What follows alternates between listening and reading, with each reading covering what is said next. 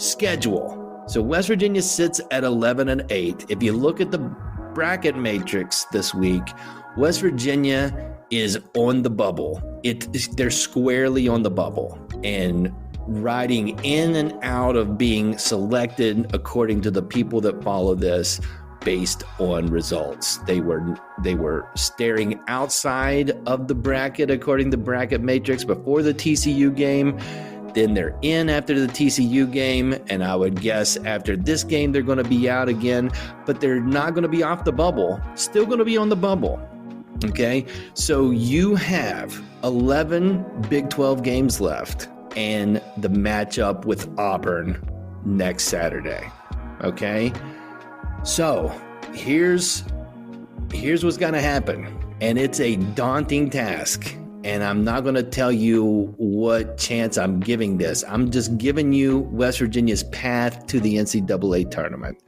Here's what you need. Texas Tech at Lubbock this Wednesday is a must-win game in this exercise of getting WVU in the NCAA tournament.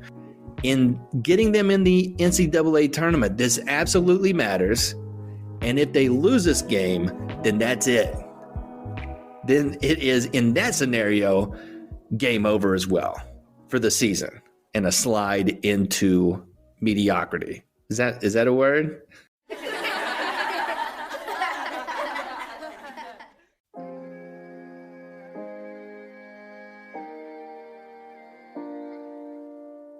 Schadenfreude?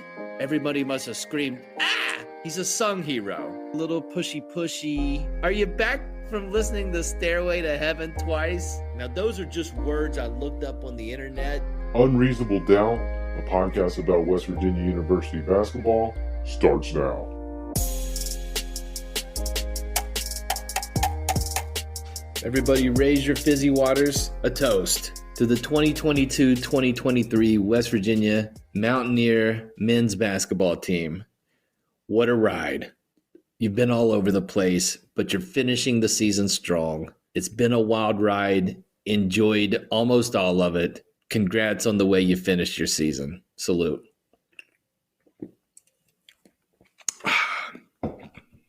The regular season. They're not done. Hello. From the studio in Nitro, West Virginia, this is Unreasonable Doubt. It's a podcast about West Virginia University basketball, part of the Basketball Podcast Network.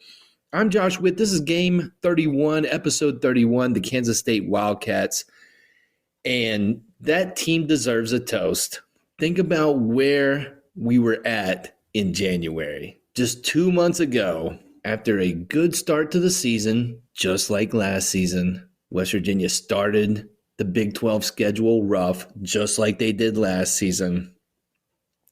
This team was sitting 1-6 in the Big 12 with a road game at Texas Tech coming up. So 1-6, road game coming up. Haven't won a road game in conference in long time. Eric Stevenson in those first 7 games of the Big 12 schedule averaged 10 points per game. Remember that?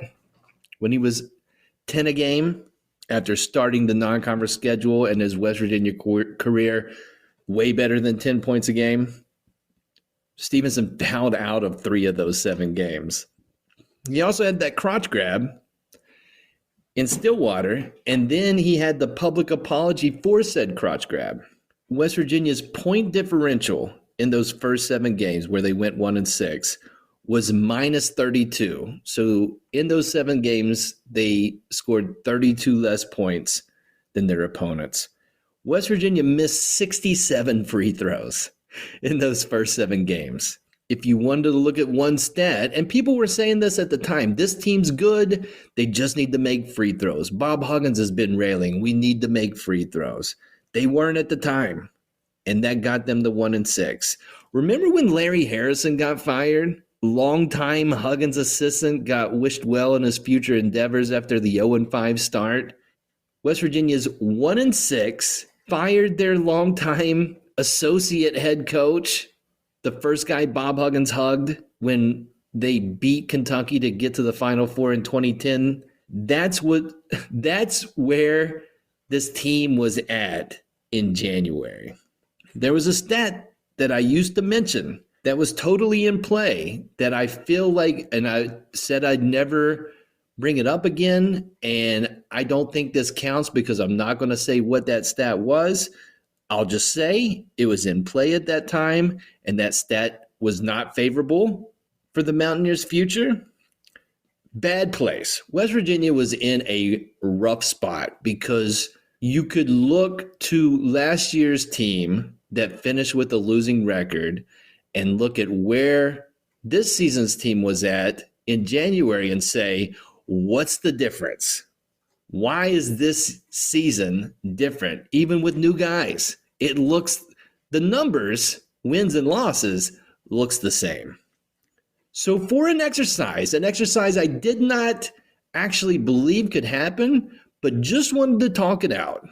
How can West Virginia turn it around and make their case for the NCAA tournament? And here's what I laid out. And it seemed unrealistic at the time. West Virginia needed to win their remaining home games. They absolutely needed to win their next game at Lubbock, mix in another road win somewhere along the line.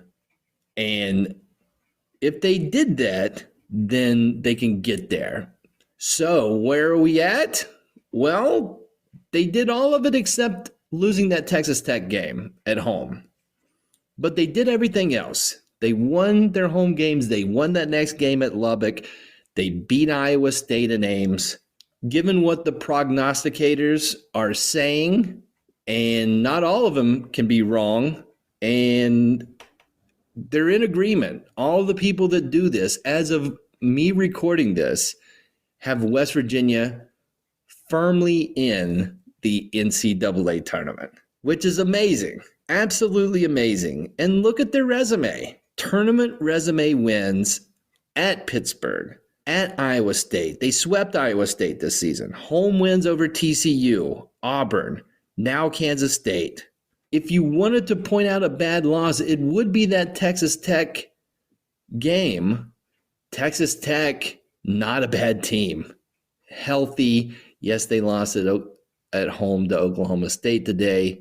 Probably they are not making it to the NCAA tournament. That does not make them a bad team. But West Virginia did everything else.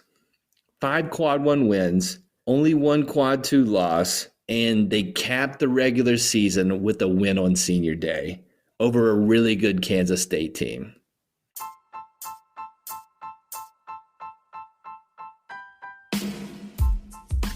NBA fans, it's time to bring the hoops action to the palm of your hand with DraftKings Sportsbook, an official sports betting partner of the NBA. This week, new customers can bet $5 and win $200 in bonus bets instantly. Plus, for a limited time, all new and existing customers can get a no-sweat same-game parlay every day. Just go to the DraftKings Sportsbook app today, opt in, and place a same-game parlay on any NBA game, and if it doesn't hit, you'll get a bonus bet back. NBA coming out of the All-Star break, Javon Carter, a starter still for the Milwaukee Bucks. They're wearing purple. That's a royal color. Maybe do a same-game parlay with the Bucks. Here's what you do. Download the app now. Sign up with code TBPN. New customers can bet $5 on the NBA and get $200 in bonus bets instantly. Only at DraftKings Sportsbook, an official sports betting partner of the NBA, with code TBPN. Minimum age and eligibility restrictions apply. See show notes for details. And how'd they do it? Well, it was senior day. And the fifth-year seniors, the guys out of eligibility, they led the way, which is, it's such a great thing to happen on senior day. And now you have, until we get out of the extra year of COVID group, you've got these fifth-year guys. And West Virginia had a few last year, and they had 3 this year. And all 3 were amazing today. Kedrian Johnson, my man, was determined to get to the rim. It didn't matter who was on him. West Virginia was running plays for Kedrian Johnson where they were putting a bunch of guys on the left side. Kedrian Johnson drives right, get to the rim.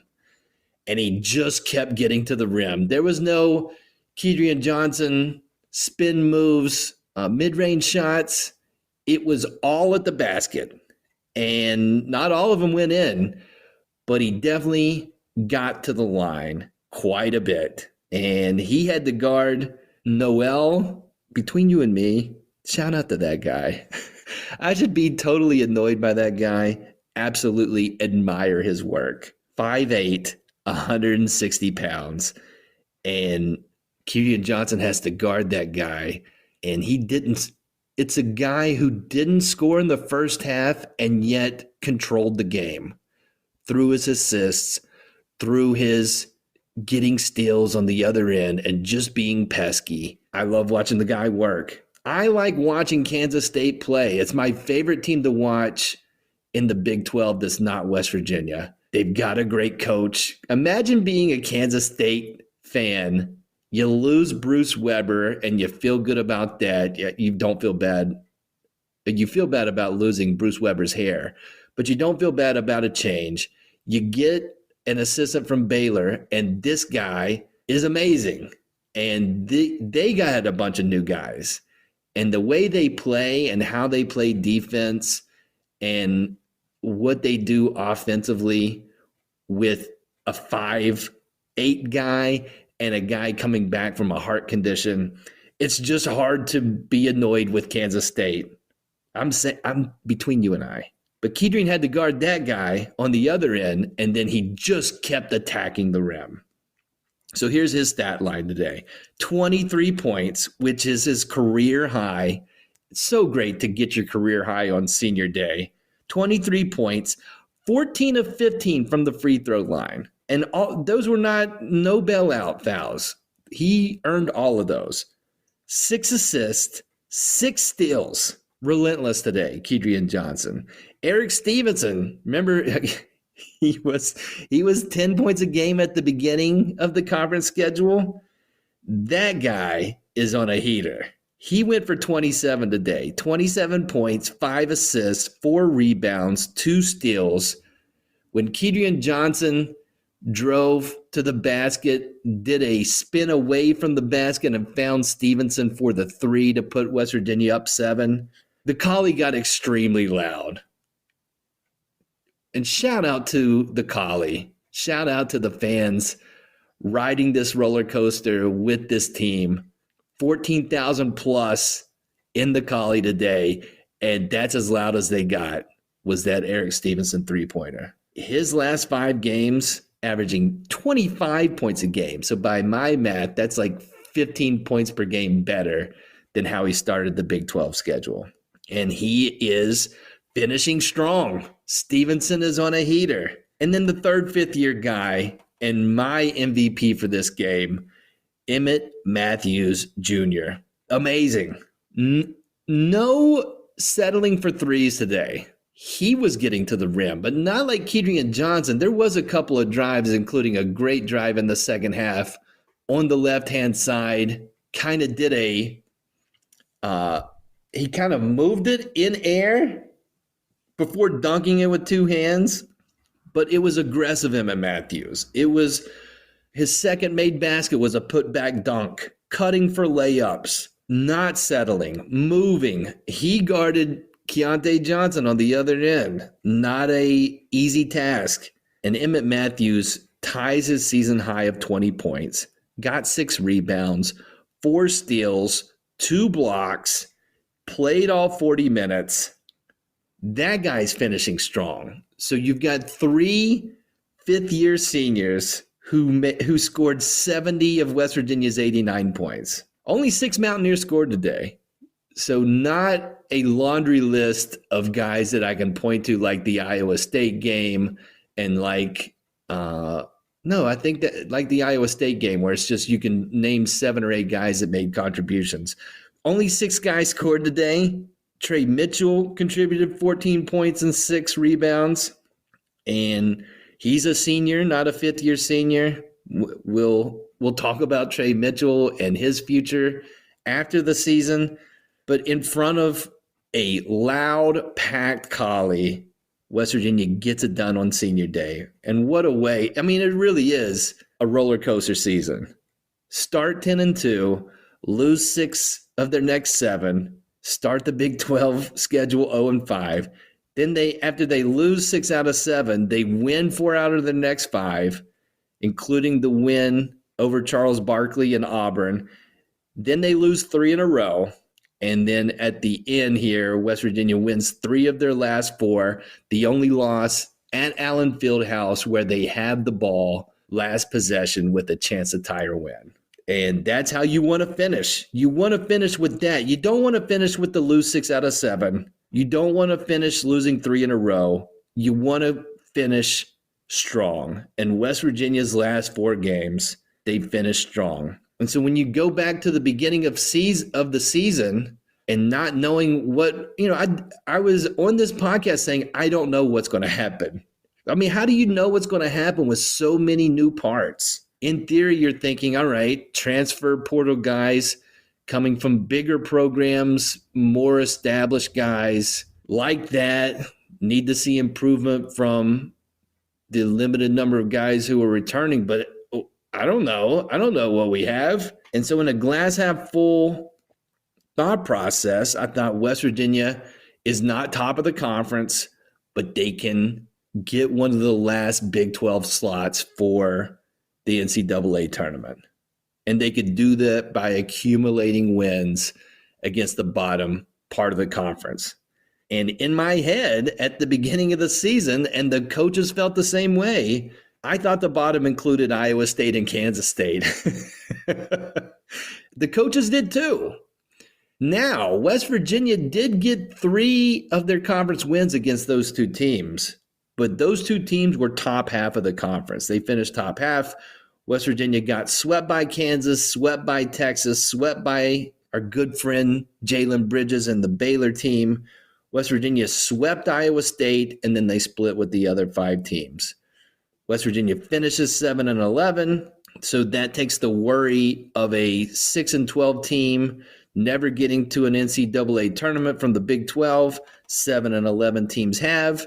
West Virginia technically ties for 7th in the conference with Oklahoma State, but Oklahoma State has the tiebreaker, so they get the 7 seed. West Virginia will play in the 8-9 game. When you look back at the preseason poll, West Virginia was picked 9th. Their Big 12 conference seeding is 8. So let's hear, a toast to West Virginia exceeding expectations. The coaches thought you would finish 9th. You finished 8. 8 is lower than 9. You're better than 9. You exceeded expectations for the season. Congratulations. Keep up the good work. Salute.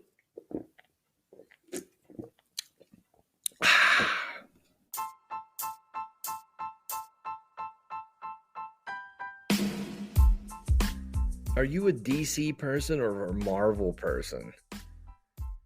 You know the difference. DC, Superman, Batman, Catwoman, Robin, DC, Justice League, Zack Snyder. Isn't he in the DC universe? Then you got Marvel, Iron Man, Black Panther, Doctor Strange, love, Captain America, Captain Planet. Is that right?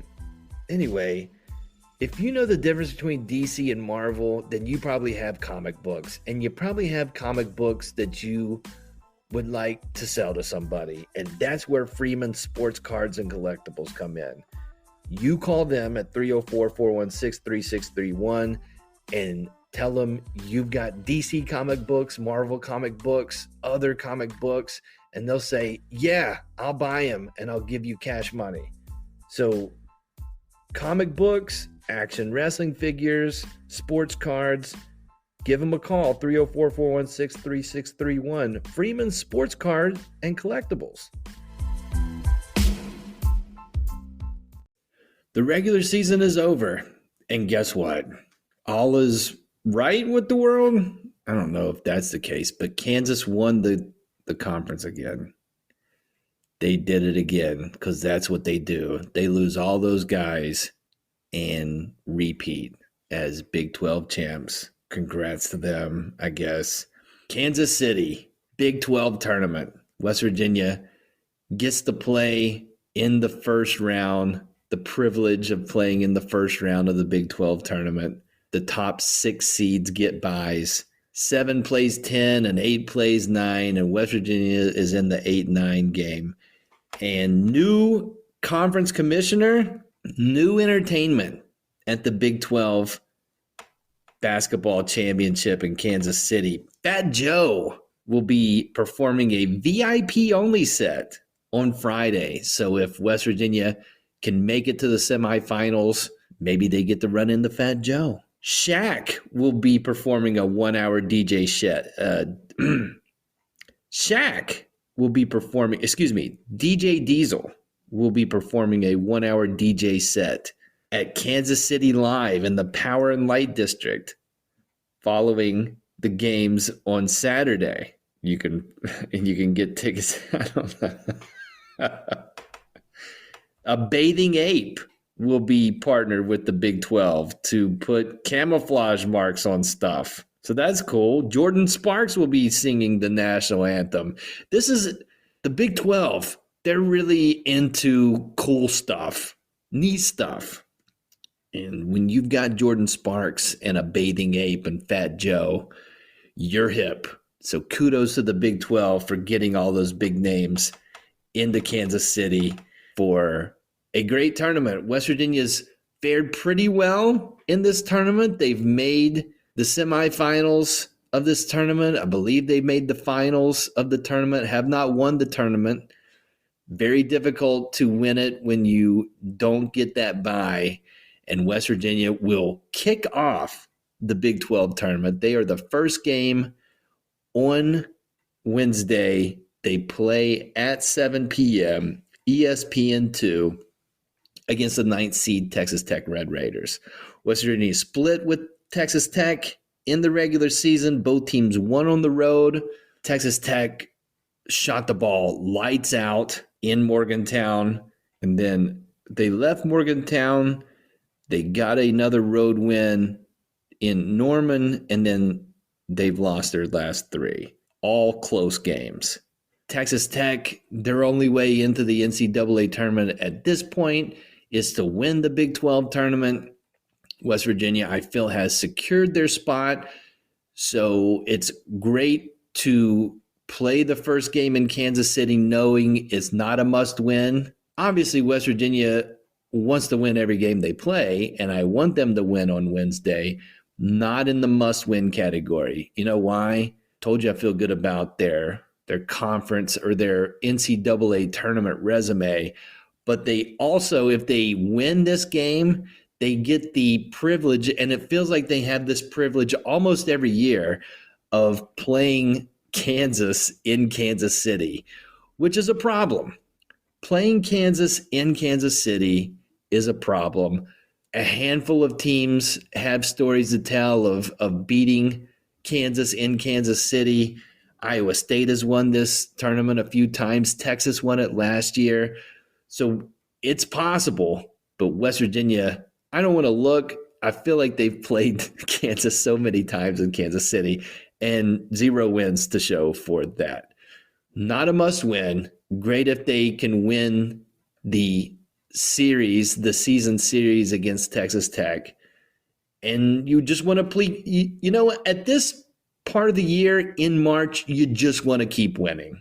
And that includes the conference tournament. You just want to get some wins. And they'll have an opportunity Wednesday night to get another win. We'll see how it goes. Fat Joe will not be there. He's showing up later in the week. That's it for this episode of Unreasonable Doubt. Listen on all the platforms or just pick one. Apple Podcasts, Overcast, Spotify, YouTube. Until next time, I'm Josh Witt. This has been Unreasonable Doubt. WVU for the 2022-2023 season. They have 18 wins and they have 13 losses.